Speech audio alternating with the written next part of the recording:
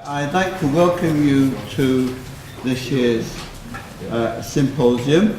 It's the third, I suppose, in the current form. It's amazing. It's as if when one starts to speak, they hear you all over the building, and suddenly everybody comes in after you start to speak.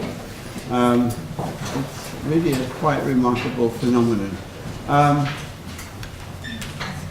The first we had 2 years ago. It was on architecture, and I'll mention this again in a few moments.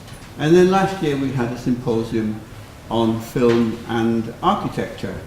And this year we are going to discuss the issues around the display, exhibition and propagation of architecture. And it coincides with a number of live issues around Liverpool right now. One is that there's a number of us for some time now been pressing to try to see if we can start a Liverpool architecture biennial. And so that's why I gave out this little pamphlet. I hope you all collect one. A second is that the RIBA is opening a Northern Architecture Centre here in Liverpool, and there is to be a programme, and we will hear Susie Jones tell us something about this. But I think as well the issues of publicity, spectacle, persuasion, propaganda and razzmatazz are so extensively embedded in our culture now that these questions have become very, very prominent. And so I thought it was a good idea to invite some people. Now the first half of the afternoon we're calling Liverpool and London, and we'll discuss the RIBA North, and we'll have Phineas Harper from the London Architecture Foundation, and we'll talk about the prospects for exhibiting architecture in Liverpool. And the second half is more directly concerned with the phenomenon of the biennial, and in particular the Great Venice Biennial. We will have Nigel Coates tell us about his many installations that he's done in Venice and elsewhere. And then we'll have Jack Self tell us about the British Pavilion last year in Venice, the 2016 biennial. And then we will have Marco de Michaelis tell us something of the history of the biennial phenomenon in Italy. But we're going to start off first with a kind of overture, because our London guests have not yet arrived. They're coming, I think, about now at Lime Street. And so we're going to begin by Elizabeth Edge and I will do a kind of combined talk presenting a sequence of images which Lizzie has put together to manifest the worldwide phenomenon of big architecture exhibitions. Lizzie has done a really interesting sequence. She's doing her PhD on the biennial phenomenon, and I'll now hand over to her for a moment, and then we'll join in together.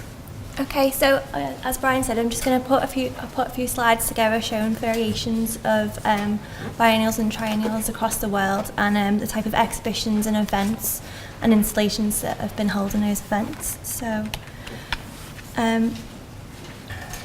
everyone thinks of an architectural exhibition as a very traditional format, which kind of comprises of models, drawings, and normally shown in a kind of display format, which you can kind of see on a slide, which is kind of from the Reba Gallery in London, MoMA, and the Columbia University Gallery in New York. So as you can see, it's drawings shown, models, very standard format, traditional, what we kind of, we assume that everyone kind of expects of an architectural exhibition. I think one or two things I'd point out here. Notice the black and white photograph. I'm sure Marco will recognise this. This is the exhibition that triggered the modern movements in America, the international style. I think it was 1932. And I think that this particular one is the version that they did in California, not the original one in New York. But the point I would like to follow up from Lizzie is, in a way, what you're looking at here are fairly traditional exhibitions. There's a lot of drawings, small things that you look at, small models, and they're very nice, but it's a traditional formula for an architecture exhibition, and we'll be looking at rather different ones now. So this slide shows a selection of works that have been involved in some of the architectural biennials and triennales across the world. So as you can see, I've kind of put ones that weren't the kind of standard traditional exhibition format, put together a few kind of installations and collaborative works. And as you can see, it's not what you normally would expect in an exhibition of architecture. So there's a mixture of works from the Architecture Biennial in Venice, London Festival of Architecture, and the Lisbon Triennale. Note that. Oh. Sorry, I just top of the text has gone. Right. I'll have to do that. Let's just note one or two things that we're looking at, quite different from the last set. We are looking at public participation, act it out yourself, the other arts, choreography, performance. We're looking at material installation, albeit rather immaterial with steam here. We're looking at media projections. We are looking at open air. We are looking at the public realm, including the city. The exhibition going out into the city and manifesting itself in many different forms.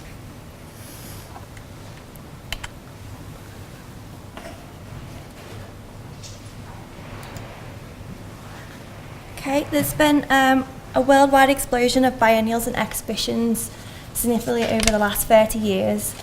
And there's currently about 24 biennials, triennales and large-scale festivals of architecture across the world, where a majority of them are based in Europe. Ones to name are the Venice Architecture Biennale. We've got the London Architecture Biennale that started in 2006. It's a festival, isn't it? Really? Yeah, Festival. but now it's the London Festival of Architecture. Then there's one held in Oslo, in Chicago, in Beijing and Buenos Aires. There's obviously quite a few dotted across the world. The first one was held in 1980 by the Venice Architecture Biennale. And a more of a later edition is Chicago, which had the first one in 2015. So am I right in saying that I think the biennial idea started with the art world rather than architecture? I think the Venice Art Biennial is much older than the Architecture Biennial, for instance. And I think the 2-year cycle is very interesting because it's something to do with allowing enough time for history to evolve, allowing enough time for new curators to be found, new outlooks and policies to be developed, and so on. And it seems to be a formula that has taken root worldwide. Yeah, so following from what Brian was saying, the Art Biennial was obviously was the first, and the one in Venice was the first one organised, and actually the first one was held in 1895. So this format of exhibition has been going from that time frame. So then 85 years later, the first Architecture Biennial was held. And the Venice Biennale not only focuses on art and architecture, they also look at holding events reflecting on dance, music, theatre and cinema. They have 2 main venues where they hold their main exhibitions, which is in the Giardini and the Arsenale, which are then kind of got a major exhibition that is themed by the director who's been appointed for that edition. You got anything to add? So here is the Giardini, the gardens, where the national pavilions were developed originally. For instance, the Russian, the American. Here is James Sterling's bookshop, which is now another pavilion, really. And then in more recent years, they colonized the former arsenale, the shipyard, and have these incredible manufacturing spaces where they made the corderia, like our rope walks, or in not many people know this, but in Hamburg, the Reeperbahn, where all the strippers are to be found, was the rope walks, Reeperbahn, and this was the corderia, much more elegantly said in Italian than in English or German. And this is a fantastic exhibition space.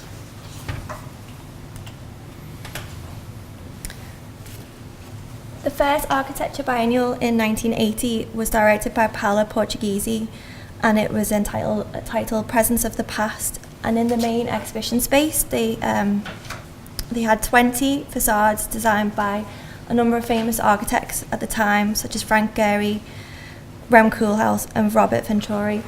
And these models, the works were actually one-to-one scales of representations of postmodern architecture at that time.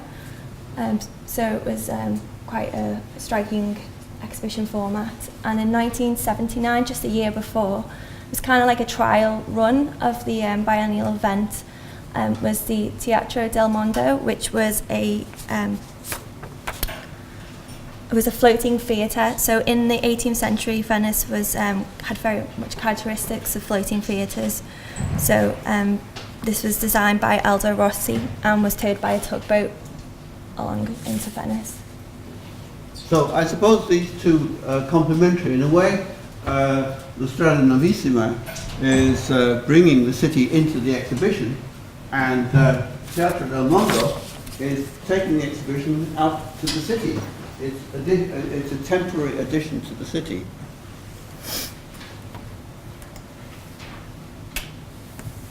This was at the 2014 edition that was directed by Rem Koolhaas.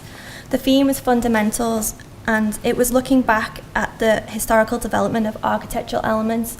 A lot of biennials of architecture are looking at the contemporary aspects of architecture and ways forward and methods and materials and ways of construction, but actually Rem Koolhaas in this exhibition was looking back at how things have been developed in the history.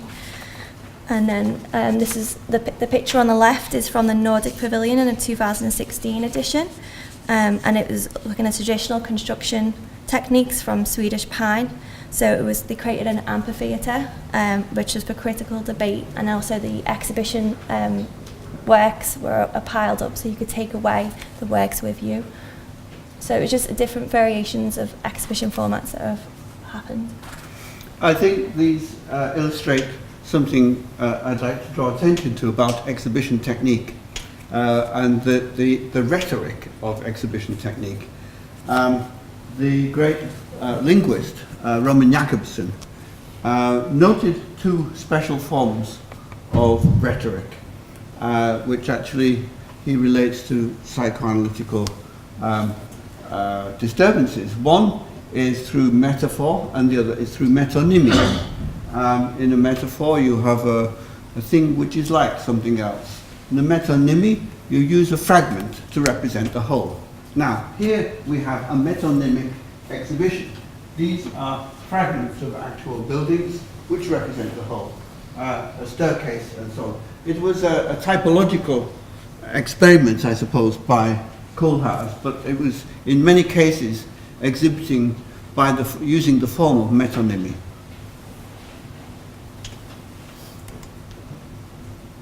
Again, this is an exhibition, and this was the 2012 edition. So it was a use of exhibiting models that throughout the gallery spaces of the central pavilion.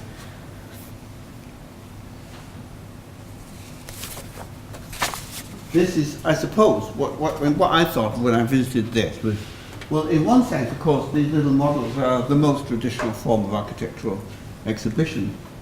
But in this case, it's a kind of storehouse. It's a bit like going to IKEA or some flat pack place. And of course, there is this parallel between exhibition and commerce, the emporium. And it's almost as if you were in a supermarket. So I'll have one of those, and we'll take 3 of those, please.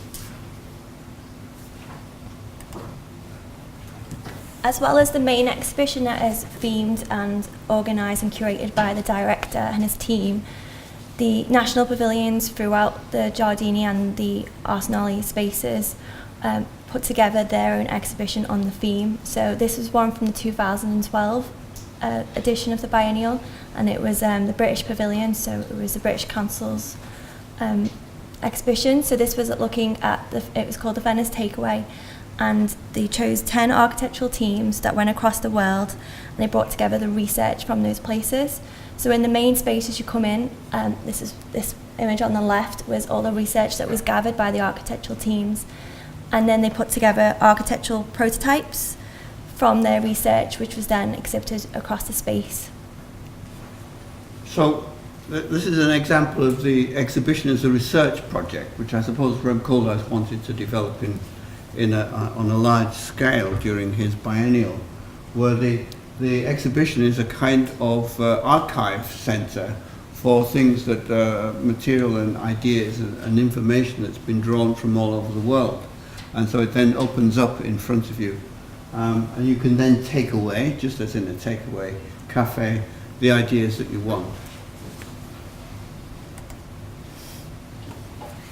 Yeah, as well as Venice, there's, as I said, mentioned before, the London Architecture Biennial, which is now known as the London Festival of Architecture, has a number of exhibitions, and this one was held at the Bartlett. So the one at the top, the one at the bottom, the Atlas of the Unbuilt World was held at the Bartlett School. So again, it's a very traditional display of architectural models and works in the galleries and in the institutional buildings that were selected for those events. I think this title, The Atlas of the Unbuilt World, is interesting because the Atlas is another kind of archive. It's a way of bringing in the whole world into a particular micro version, as it were, of it. The word Atlas has got used increasingly in recent years. Hans Richter, the German painter, has an atlas of his source paintings. The other thing I would draw attention to, because I'm going to mention this again myself in a moment, is the notion of the unbuilt. Here you have exhibition and archive and representation used to enable the exhibition to bring to the public experience of buildings that they've not actually seen or could ever see. And I think I believe it's in the air that the RIBA Liverpool Centre will open with an exhibition of unbuilt Liverpool.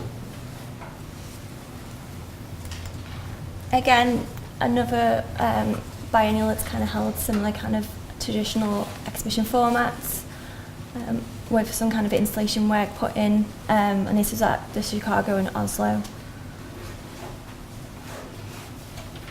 I think the installation is a major phenomenon, and sometimes the form of the exhibition itself becomes the installation. I mean, here is it's a place to sit down.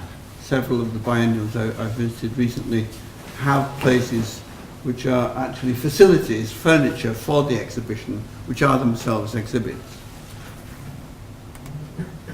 And again, another type of event, which was the Lisbon Architecture Triennale. As well as exhibitions, they held public competition. So the work that was produced was exhibited, and then they also had a space within the 2013 edition, which was called the Institute Effect. So they invited 20 institutes across the world to exhibit works or elements or ideas that they were also having on their current programme and reflecting the theme of the Triennale at that time. And it developed over the 3 months that the Triennale was going on. So as you went into that space, the institute that had that space for 2 weeks changed it to develop what their programme and what their event was going to be at that time. So this is a rolling exhibition. It's a kind of archive in time. It's a chronicle exhibition that keeps evolving. And also you're exhibiting here an entire institution, not just a single architect or a single building. So we've gone from looking at the kind of traditional display of architecture models and a few installations placed in the kind of gallery spaces, and we're going to kind of look into actual installation pieces. So the model on the left is from the Lisbon Triennale, and it was an interactive model. So it's one that's been a kind of traditional style of an architecture exhibition. It was using technology, so that model was morphed and changed as the exhibition was on. And the space, the Urban Parliament, was a space that was used by the Lisbon Triennale in one of the gallery spaces. So it was, it could be used as for people who are interested about urban architecture in the urban space of Lisbon, and they could come and discuss. So if you were lucky to be there when there was people talking, you could listen to it if you were a visitor of the exhibition. So I don't think there was ever an exhibition that didn't have an accompanying discourse. And I think, again, this is a case of the exhibit being part of the furnishing of the exhibition.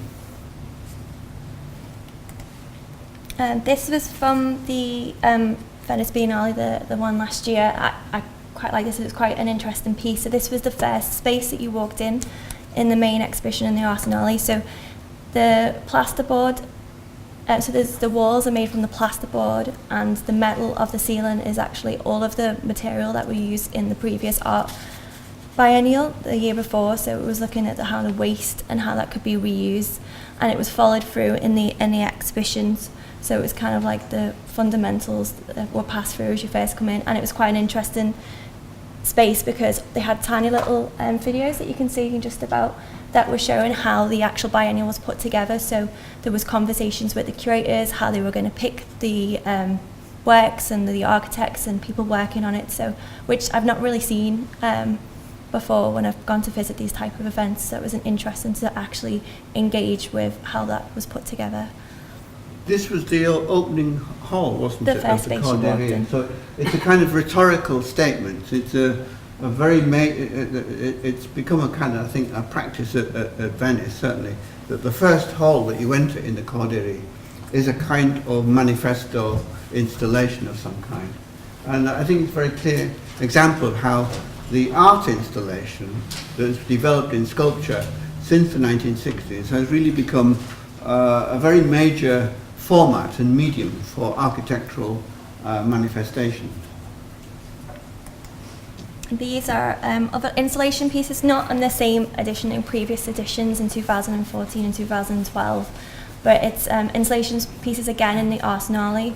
The piece on the left by Zaha Hadid Architects was looking at lightweight construction.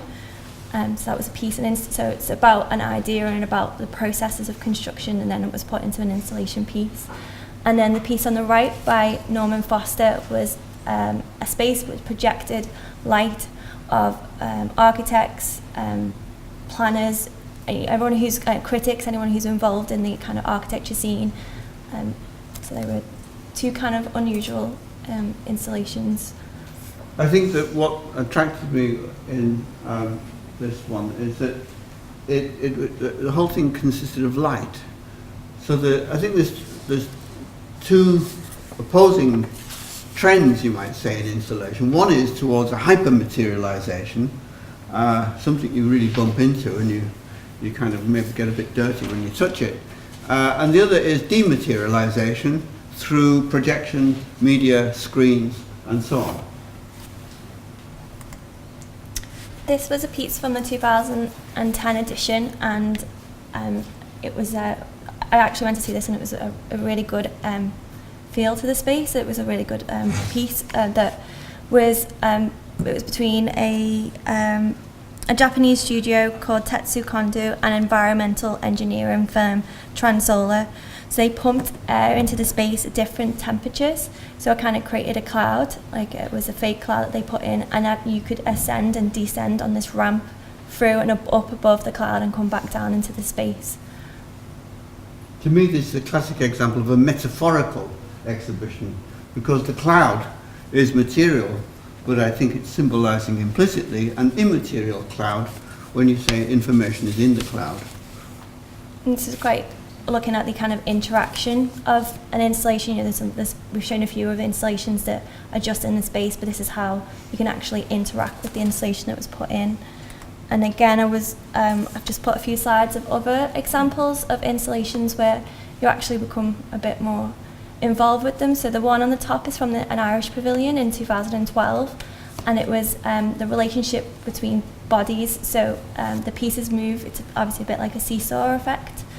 And then on the left and right at the bottom of the screen are two different type of ways of people engaging with kind of video work. So you've got on the left a large group that are engaging with a big screen, and then on the right it's kind of like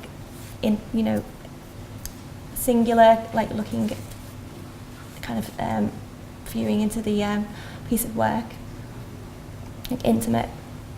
Yeah, I guess one is, panoptic, and the other is private.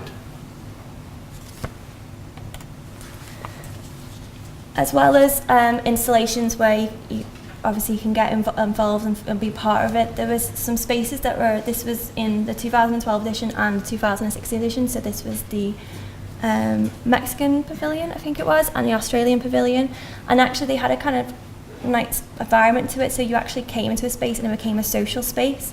So on the left was, they put hammocks, there was guitars, and it was kind of reflecting some of the kind of culture of the pavilion's heritage. So they wanted people to come and kind of talk and experience that space. And on the right was the Australian pavilions. It was like a pool that they put in, and then there was someone projecting ideas and memories of a pool. So you could actually walk into that, and then when the ripples of the water, it reflected into the space.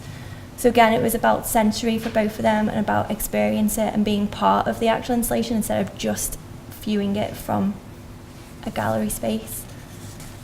Anything to add? No? This is from the London Festival of Architecture. So there's a piece of Dalston House. So it's kind of obviously a mirror illusion, which has kind of become a bit of a playground. Again, another installation piece that is a kind of interaction for the visitors and an experience.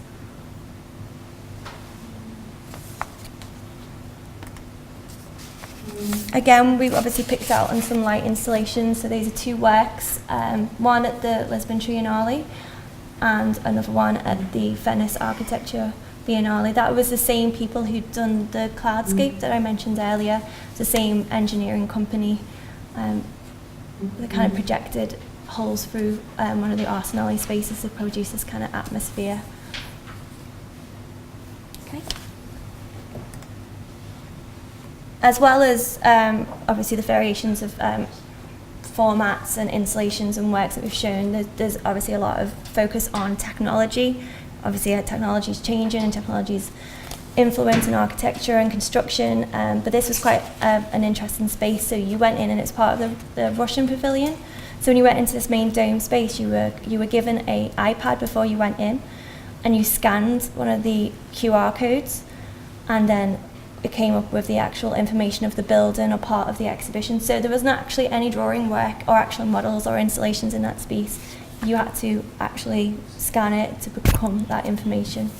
But it is a fascinating thing, because they use the very traditional form of a dome, the Gothic dome, like the Pantheon in Rome, which is always a symbol of the globe, the world, the totality. But they're using high technology to take you down from this global framework to particular places that would show up on the screen once you clicked and matched. And then these were just other examples of kind of interactive pieces. So the one on the left is a game, a memory game. So it was kind of like snappy, kind of like having to pair up the works. And on the one on the right was it was a space that could be hired out, and it was architecturally themed meals. So it was more of a later on in the exhibition, when the exhibition was opened, but you could actually be in this, you could actually visit the space where people were having meals and having discussions. So it was a similar time as the other one that I showed with the Parliament. That was from the same exhibition.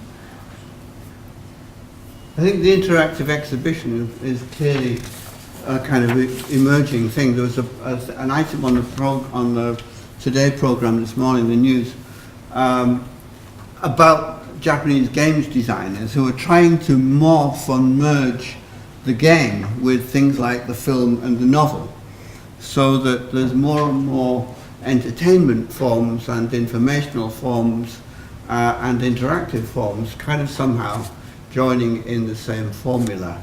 And this could be a nightmare, but it could be a great opportunity.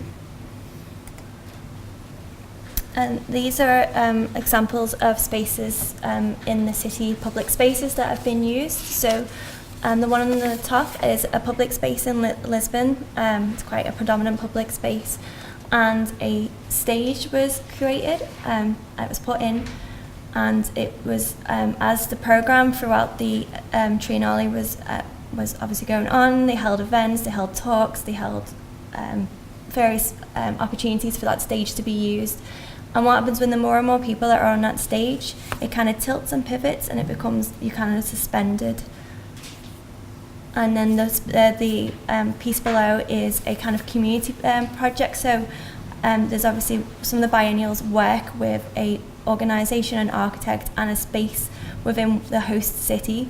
So this was looking at a space just outside of Lisbon, and they created a kind of building that was called a home, and they cooked food, the community got involved, helped with the construction, and that was on for the whole time that the Triennale was on. So again, it was about kind of social engagement with the actual city itself.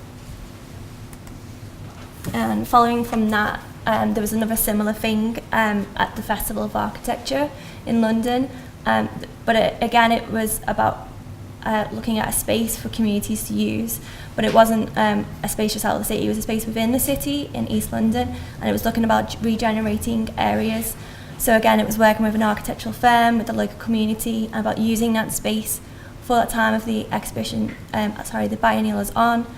And then I was looking at some pieces about, it's not just about them just working with architects, they'll also work with other disciplines. So this is a few examples of architects and curators working with other disciplines such as dance to create pieces of work. So it's very cross-disciplinary, which again, if you go to an art biennial, you'll see that it's cross-disciplinary between different subjects. Okay. And this is the last one, which is the garment, which was in the Lisbon Triennale. It was curated, or it was designed by Bert Hes, which he focuses on digital artifacts, which are representations of what the future of fashion could look like. So in this piece, a model, like a dancer, was dipped into hot wax in a pool and then was pulled out. And then the piece of garment that was left has obviously been part of the exhibition. So within it, they had the actual exhibition left, but there was also performance pieces within the event itself. That's the last slide. Like Gottfried Zemper, architecture begins with clothing and the body. And it's completely new. That's it. Guys, thank you. Okay.